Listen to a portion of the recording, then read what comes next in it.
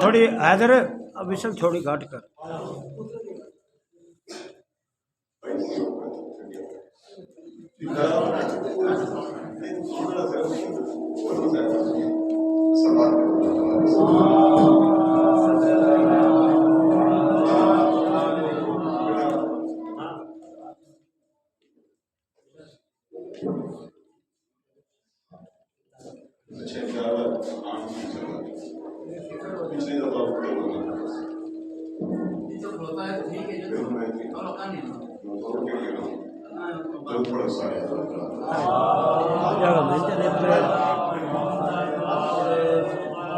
کائنات کی سب سے عظیم عبادت درود ہے، درود اللہ علیہ وسلم۔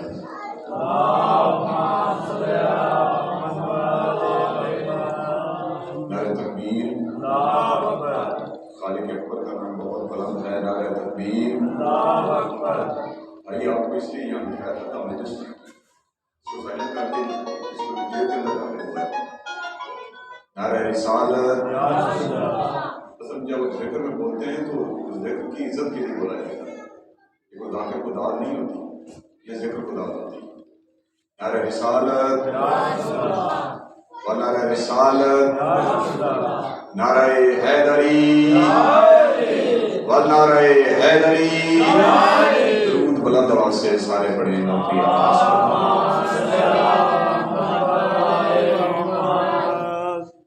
اعوذ باللہ من الشیطان الرجیم، بسم اللہ الرحمن الرحیم۔ تمام حمد ہے اس خالق ازل کے لیے، سکون جھیل کو دیتا ہے جو کمل کے لیے۔ تمام حمد ہے اس خالق ازل کے لیے، سکون جھیل کو دیتا ہے جو کمل کے لیے۔ میں ان کے نام سے کرتا ہوں ابتدائے کلام، وہ جن کے نام فرشتوں نے بھی سنبھل کے لیے۔ تمام حمد و ثنا باقی اس اللہ کے لیے جو زمین کی بے رنگی کو بہاروں سے، سنگلاخ چٹانوں کو آبشاروں سے، کائنات کے اندھیروں کو جو دور کرتا ہے 14 ستاروں سے۔ اور تمام حمد و ثنا مالک کے لیے، اور تمام درود و سلام ان مصطفیٰ مرتضیٰ مجتبیٰ بندوں کے لیے جنہوں نے وحشی کو انسان، انسان کو مسلمان، مسلمان کو سلمان، سلمان کو فخر سلیمان، بے زر کو ابو ذر، بے داد کو مقداد، ذرے کو شمس، شمس کو شمس تبریز۔ یعنی کتنے درود اور سلام بھیجے جن ہستیوں پر جنہوں نے گلی کے ملنگ کو دیکھا تو کلندر بنایا، آسی دیکھا تو اسے اور بنایا۔ بہت مہربانی، بہت نوازش، دعا گو مال محمد کا عظیم اللہ، سحراتوں سے ستارے تراشنے والا اللہ، صحرا کے ثبوت کو گفتگو کے سلیقے عطا کرنے والا اللہ، دشت کو پانی، پانی کو روانی، روانی کو کامرانی، کامرانی کو جوانی، جوانی کو کہانی عطا کرنے والا اللہ، محمد و اہل بیت محمد کو اپنی پہچان کا وسیلہ اور سبب قرار دینے والا اللہ، محمد و اہل بیت محمد کو، محمد و اہل بیت محمد کو، محمد و اہل بیت محمد کو دیکھ کر پھر اپنے آپ کو غرور سے دیکھنے والا اللہ، ہم تمام موالیان حیدر قرار کو اس پاک عظیم مقدس مقام پہ چل کے آنے کا بہترین سے بہترین اجر عطا فرمائے۔ بانیان سادات کی محنت، کوشش، کاوش کو خالق کونین اپنی بارگاہ عزتی میں شرف قبولیت حاصل فرمائے۔ ہم سب مانگنے والے ہیں جن کا تذکرہ کیا جا رہا ہے وہ سخی نہیں کریم ہیں۔ فرید بھائی، سخی اسے کہتے ہیں جو خود بھی کھائے دوسروں کو بھی کھلائے، اور کریم اسے کہتے ہیں جو خود خالی پیٹ رہ کر دوسروں کی جھولی بھر دے۔ تو مالک کریمین کے صدقے میں ہم تیری بارگاہ میں دامن گناہ ہیں، ہمیں نہیں پتا ہم نے تیری بارگاہ سے کیا مانگنا ہے۔ تو عالم الغیوب ہے، تو دلوں کے راز بہتر جانتا ہے۔ جو ہمارے لیے بہتر ہے وہ عطا کر، جو بہتر نہیں اس سے محفوظ رکھ۔ اور ہماری پہلی اور آخری دعا یہ ہے کہ وارث زمانہ کے ہوتے ہوئے دنیا ہمیں بے وارث کہتی ہے، ہم بے وارث ہیں نہیں۔ ہمارے اس وارث کا جلد از جلد ظہور کرا جو پردہ غیبت میں ہیبت کی نقاب اوڑھ کر فرزند ابو طالب کی حیثیت سے پردے میں موجود ہے، وہ جلد از جلد زمین پہ آئے، اپنے چہرہ محمد سے نقاب ہٹا کر ہر دشمنان علی کا شانہ ہلا کر کہے مجھے دیکھ محمد ایسے ہوتے ہیں۔ وارث زمانہ کی آمد و سلامتی کے لیے اپنی اپنی جائز دعاؤں کی قبولیت کے لیے صلوات ایسے پڑھیں کہ لگے کہ کافی سارے بیٹھے ہوئے ہیں۔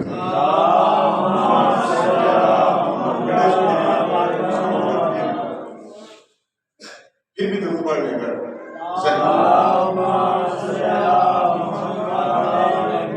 بہت مہربانی، بہت نوازش۔ میرے بعد ملک پاکستان کا ایک نام ہے، انہوں نے پڑھنا ہے، اور مجھے چاہے کوئی نام بھی سنے تو خیر ہے، گھر کا بندہ ہو، یہیں آپ لوگوں کے سامنے پڑھ کر کہ جی آپ سے دعائیں لے گا، یہیں پر میں کھڑا ہو جاتا ہوں۔ چند ٹوٹے پھوٹے حدود الفاظ ہیں، وہ آپ کی سماعتوں کے تاج محل کی زینت بنانے ہیں۔ اگر آپ بول پڑیں گے تو مجھ پر احسان نہیں ہوگا، ہو سکتا آپ کو بولنا حسین کی ماں کو اچھا لگ جائے، اس سے بڑی مقدر والی اور کیا بات ہو سکتی ہے۔ بس میں ویسے اتنا کہتا ہوں، یہ نہ سوچا کرو کون پڑھ رہا تھا، یہ دیکھا کرو کیا پڑھ رہا تھا۔ جناب حشمت بہلول صاحب کا دو مصرے ہیں، شوکت صاحب کے بڑے ہیں اور بہت کمال کے شاعر ہیں۔ شوکت بھائی بھی اکثر ان کے اشعار پڑھتے ہیں، تو وہ کہا کرتے ہیں کہ مت پوچھ کہ کیا ہوتا ہے شبیر کا ذاکر، سمجھ ہے نہیں، مت پوچھ کہ کیا ہوتا ہے شبیر کا ذاکر، تائید خدا ہوتا ہے شبیر کا ذاکر۔ تو میں اپنے لیے بس ایسے ہی کہوں گا کہ مجھے حقیر نہ سمجھیں یہ مال و زر کے غلام، مجھے حقیر نہ، یوسف تیرے آنے تک میں نے یہ مصرع دہراتے رہنا، مجھے حقیر نہ سمجھیں یہ مال و زر کے غلام۔ بھائی آپ کو میری ذاتی کے آغاز کا پتہ ہے، میں نے کس انداز سے آپ سے کس انداز سے ہم کتابیں نیٹ کے ذریعے نکالتے تھے، اور میرا مطالعہ کس کا کرتا ہے، یہ آپ سمجھتے ہیں میری محنت جو میری 15 سال کی محنت ہے، آپ بہتر جانتے ہیں۔ میرے بھائی ہیں بڑے، آپ مولا کی عزت والے زندگیزان ہیں، تو آپ کی یہ خوشامد نہیں کر رہا ہوں، میں حسین کے ممبر پہ کھڑا کر رہا ہوں کہ حسین کا آدمی ہے، اس کی جوتی میری آنکھوں کو سننا ہے، اور آپ کو سلامت رکھیں۔ مجھے حقیر نہ سمجھیں یہ مال و زر کے غلام۔ اب حاجی یوسف اپنی مجلس میں نام لائے تو اس کی مرضی ہے نا، لیکن ذاکر تو اکبر کا ہی، یہاں بھی کوئی لکھتا تو مولا اکبر لکھتا میرے ساتھ۔ مجھے حقیر نہ سمجھیں یہ مال و زر کے غلام، میرے مزاج میں گر خود سری نہیں ملتی۔ مجھے حقیر نہ سمجھیں یہ مال و زر کے غلام، مجھے اچھا آپ بے شک نہ سنیں، لیکن جب ضمیر اور نقوی صاحب آئیں گے نا وہ مجھے سنیں گے۔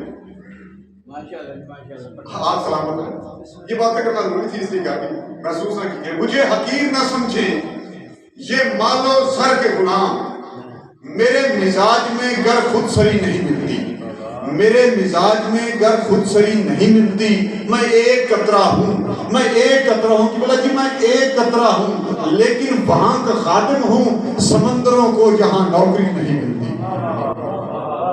میں ایک قطرہ ہوں لیکن وہاں کا خادم ہوں سمندروں کو جہاں نوکری نہیں ملتی۔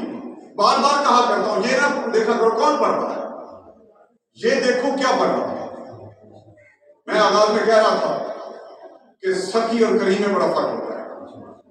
سخی اسے کہتے ہیں جو خود بھی کھائے دوسروں کو بھی کھلائے، اور کریم اسے کہتے ہیں جن کا کھانا عرش پر جائے، جن کا کھانا بنا ہوا عرش پر جائے۔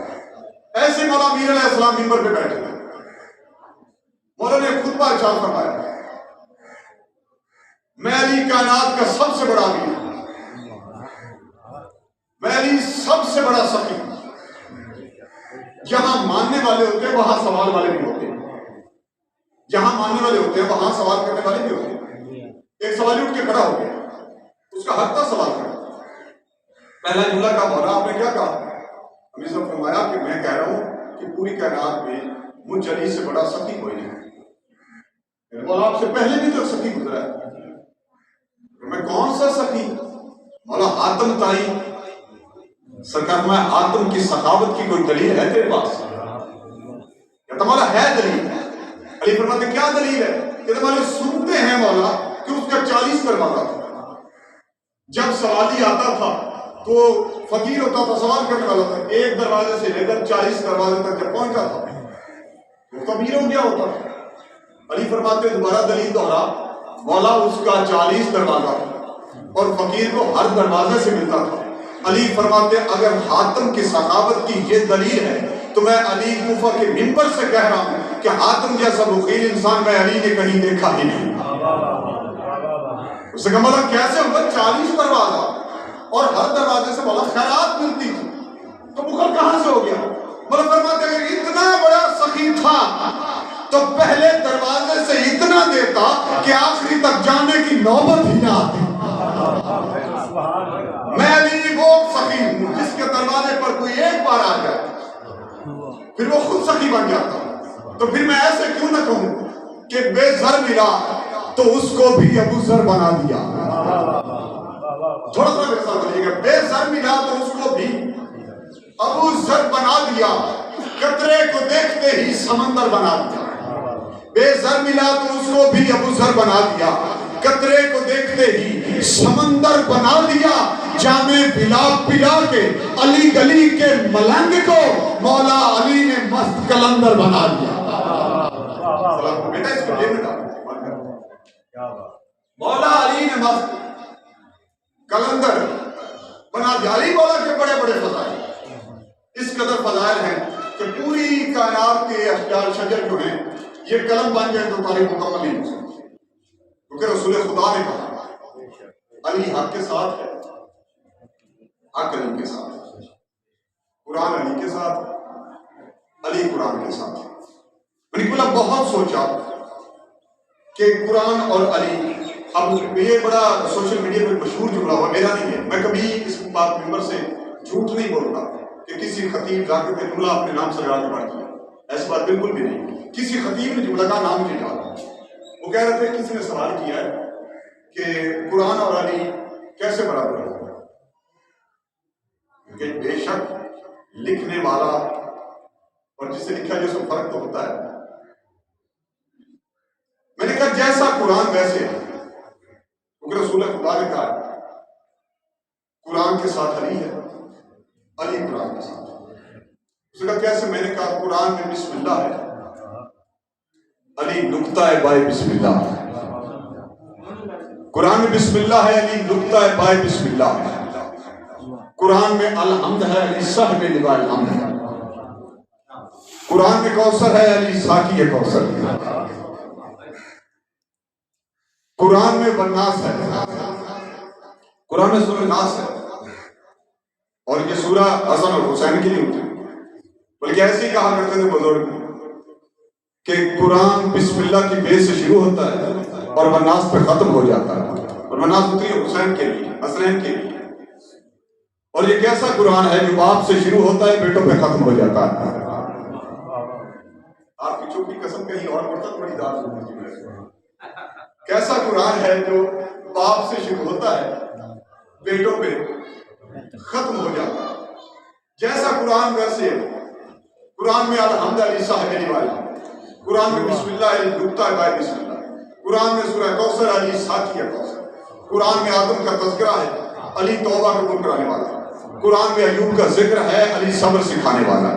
جتنے نبیوں کا ذکر ہے علی سب کا مشکل کشا ہے. میں ایسے کہتا ہوں بڑا فرق ہے قرآن میں اور علی میں، بڑا فرق ہے.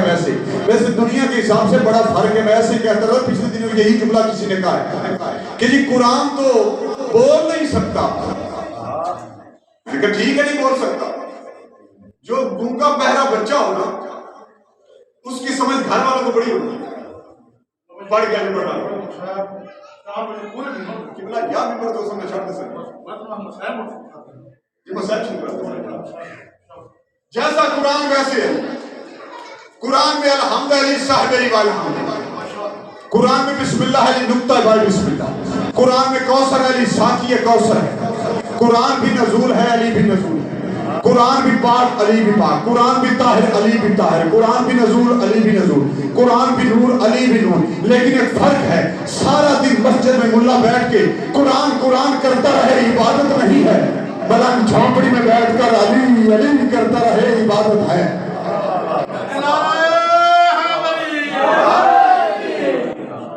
ایک چھوٹا سا واقعہ پڑھ کے دو جملے بچا اور چھوڑ پتہ ہی پڑے۔ ملک ایک ملک ہے جسے بسم کہتے ہیں، بسم تمام کام کیا کرتا تھا؟ کھجورے بیچتا تھا۔ کھجورے میں ایک دن کھجورے بیچ رہا تھا کہ بازار میں سے والا میرے نصاب دیکھا بسم کھجورے بیچ رہا۔ بسم کیا کر رہا ہے کہ مولا تیرا ذکر کر رہا ہوں اور یہ کام کر رہا ہوں، کاروبار کر رہا ہوں۔ علی فرماتے بھوک تو لگی ہوگی، مولا آپ سے بہتر کون جانتا ہے؟ علی فرماتے یا پھر گھر کھانا کھایا، آج ہم بیچیں گے تمہاری کھجوریں۔ مولا آپ میری کھجوریں؟ علی فرماتے میں امام ہو کے حکم دے رہا ہوں، گھر کیا کھانا کھایا، میں تمہاری کھجوریں۔ گرمی کا موسم تھا، موسم گھر چل رہا، علی جیسا امام دھوپ پہ بیٹھا ہو تو میسم کتنی دیر لگا کر کھانا کھانا؟ بہت ہی جلد کھانا لنگر بادشاہ کا کر واپس لوٹا۔ جب دیکھا تو امیر علیہ السلام مسکرا رہے ہیں، آپ تھوڑا سا مسکرا رہے ہیں، امیر علیہ السلام مسکرا رہے ہیں۔ مولا کو مسکراتے دیکھ کر میسم نے کہا مولا آپ کیوں مسکرا رہے ہیں؟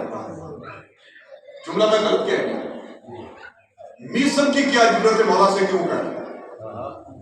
مولا آپ مسکرا رہے ہیں۔ علی فرماتے میسم وجہ نہیں پوچھے گا کہ مولا آپ خود بتائیں کہ میسم آپ کیوں مسکرا رہے ہیں؟ مولا میں تو اس لیے مسکرا رہا کہ آپ مسکرا رہے ہیں۔ امیر فرماتے ہیں میسم اگر روزانہ تیری دکان پہ میں علی بیٹھا رہا پھر تیرا کاروبار تو چل گیا؟ کہ مولا کیسے؟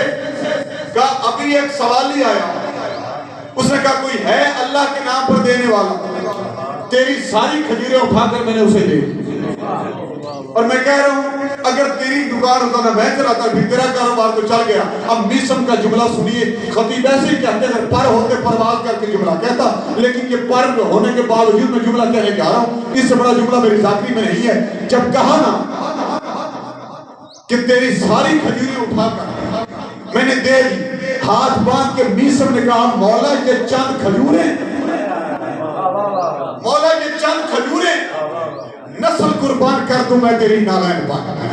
جب کہا نا نسل قربان کر دوں میں تیری نالین پر، علی فرماتے میسم تو اتنی محبت کرتا ہے مجھ سے؟ علی نے سینے سے لگا کر کہا میسم محبت میں تم سے کرتا ہوگا مولا، آپ مجھ سے اتنی محبت کرتے ہیں کہ اس طرح دکان پہ امیر اسلام میسم آپ مجھ سے اتنی محبت کرتے ہیں کہ مولا میں آپ سے کب محبت کرتا ہوں؟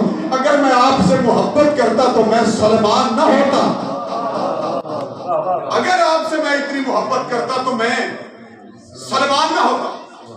علی فرماتے ہیں میسم تم نے کی ہے مجھ سے محبت، آج کے بعد میں تیری ڈیوٹی تبدیل کر رہا ہوں۔ آج تک تھا تو تاجر، اب کے بعد تو تاجر نہیں رہا، اب کے بعد تو حکیم ہے۔ کیا ہے؟ آپ کے بعد تو حکیم ہے۔ کب مولا کڑیا یہ باندھنی مجھے آتی نہیں تو حکمت میں کہاں سے سیکھا؟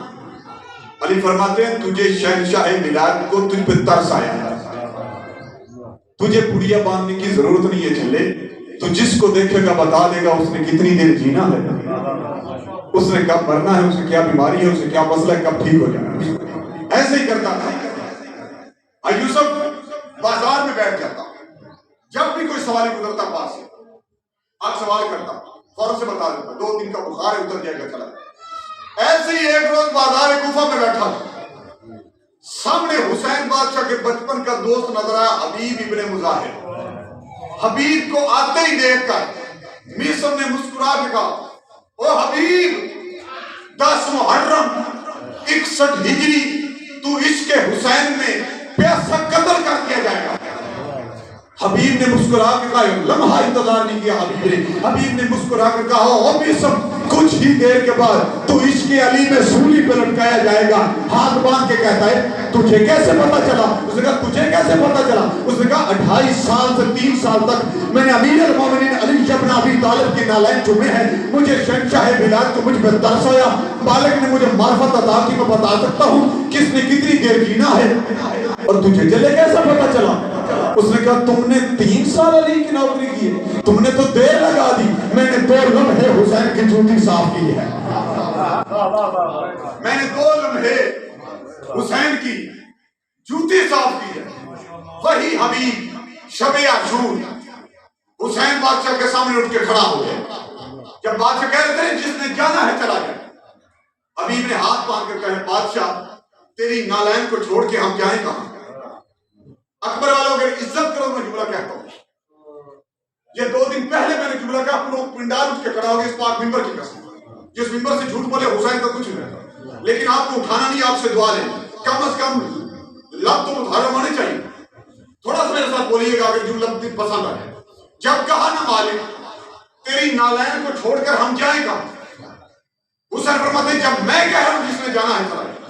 حبیب نے کہا مالک یا تو وہ دکھانا نہیں تھا جو موسیٰ کو دور پہ نظر نہیں آیا تھا، اب دکھا دیا ہے تو پھر بھیجتا کہاں ہے؟ وہاں پر مجھے اپنا شعر یاد آ گیا ہے کہ خیام ابن علی آگہی کا منظر ہے، خیام ابن علی آگہی کا منظر، قبلہ آپ کی نظر نیچے کریں، خیام ابن علی آگہی کا منظر ہے، دیا بجھا ہے مگر روشنی کا منظر ہے،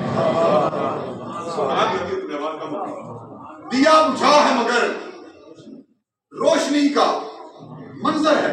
حسین چلا بجھا کے کیا کہتے جس نے جانا ہے چلا جائے۔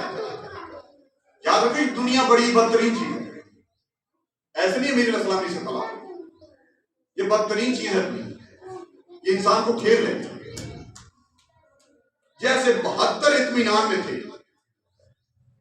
ایسے دوسرے پریشان تھے،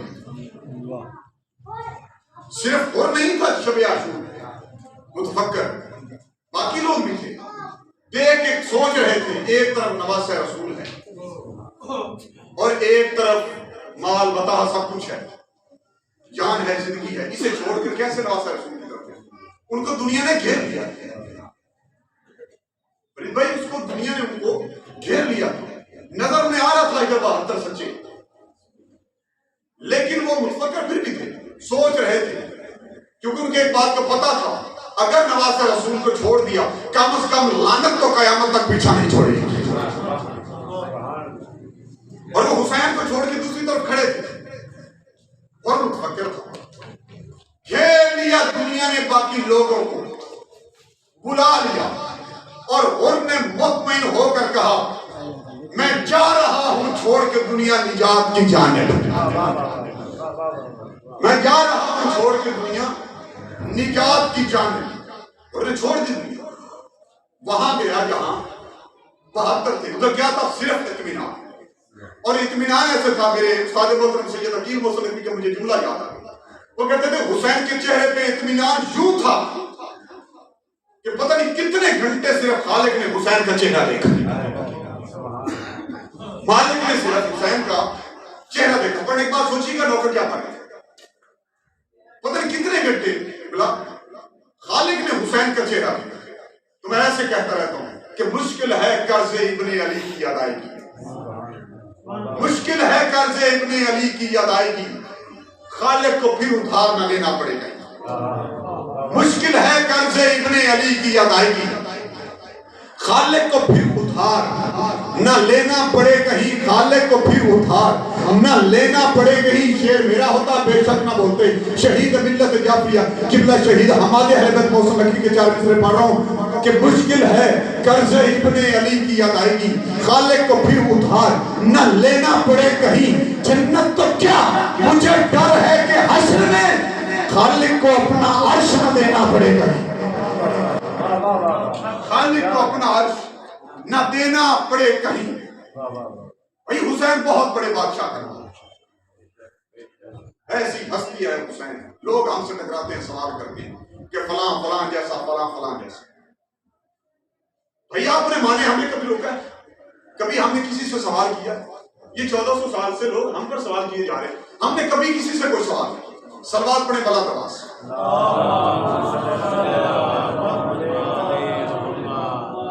بلند آواز سے سلوات، اس سے بلند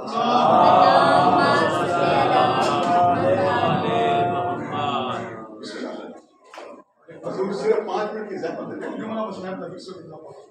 بس آخری جملہ چھوڑ دیے پھر تم آگے. دنیا نے جو سوالات کیے ہیں ہم نے جواب دیا. بھائی تم رکھو نہیں جنہیں مانتے ہو تو قبلہ محسن نقوی صاحب ایسے دعا مانگا کرتے ہیں. میں ویسے دعا مانگوں. وہ کہا کرتے تھے جو ان کو پسند ہے مولا ان کو ان کے ساتھ رکھ. وہ کہا کرتے تھے جہاں یزید کا دادا رہتا ہے انہیں وہاں بھیج, جہاں حسین کا دادا رہتا ہے ہمیں وہاں بھیج, جہاں حسین کا نانا رہتا ہے ہمیں وہاں بھیج, جہاں یزید کا نانا رہتا ہے انہیں وہاں بھیج, جہاں حسین کے بابا رہتے ہیں ہمیں وہاں بھیج, جہاں یزید کا باپ رہتا ہے انہیں وہاں بھیج, جہاں حسین رہتے ہیں ہمیں وہاں بھیج, جہاں یزید رہتا ہے انہیں وہاں بھیج. تو پھر ایسے کیوں نہ کہوں کہ لعین اعظم بھڑکنا اتنا کہ بانٹ لیتے ہیں بخت اپنا. جس کو سوال کر رہا ہوں شہید محسن نقوی قبر پہ کرے جا. لعین اعظم بھڑکنا اتنا کہ بانٹ لیتے ہیں بخت اپنا. بنو امیہ کی نسل تیری بس ایک شہ مشرقین میرا, خدا کی لعنت تیرا مقدر, خدا کی رحمت میرا نصیبہ, مجھے تو منظور ہے یہ سودا, یزید تیرا حسین میرا. یزید تیرا اچھا کی ہو جاؤ یار اچھا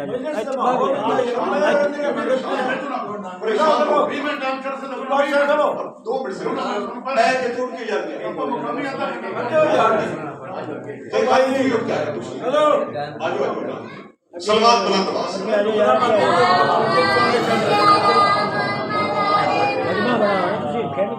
آج اس کی شہادت ہے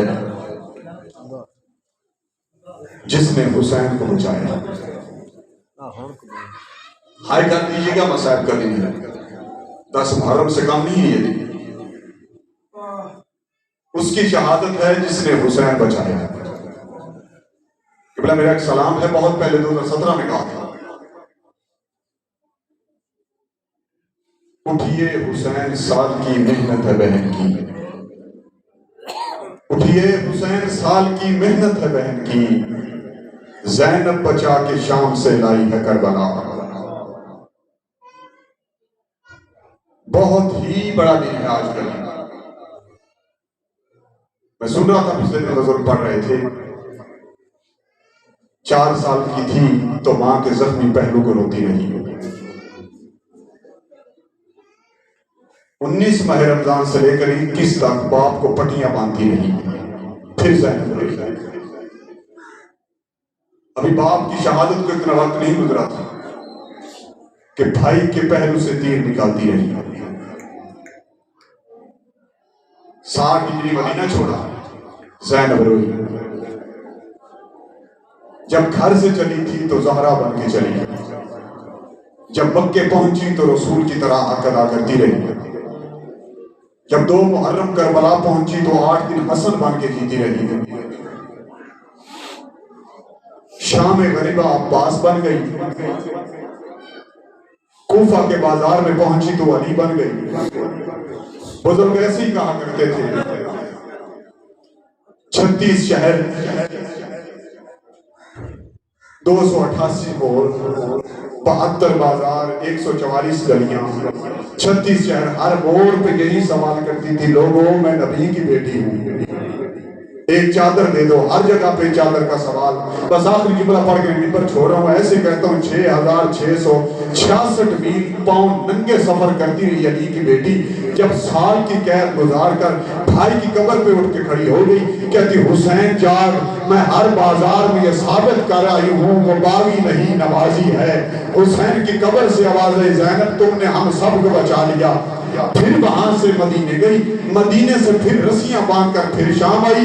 جب پھر شام آئی قبلہ ایسے ہی کہا کرتے ایک پہاڑی پہ کھڑی ہو کر رو کے کہتی, شبیر اب بہن تھک گئی, شبیر اب بہن تھک گئی.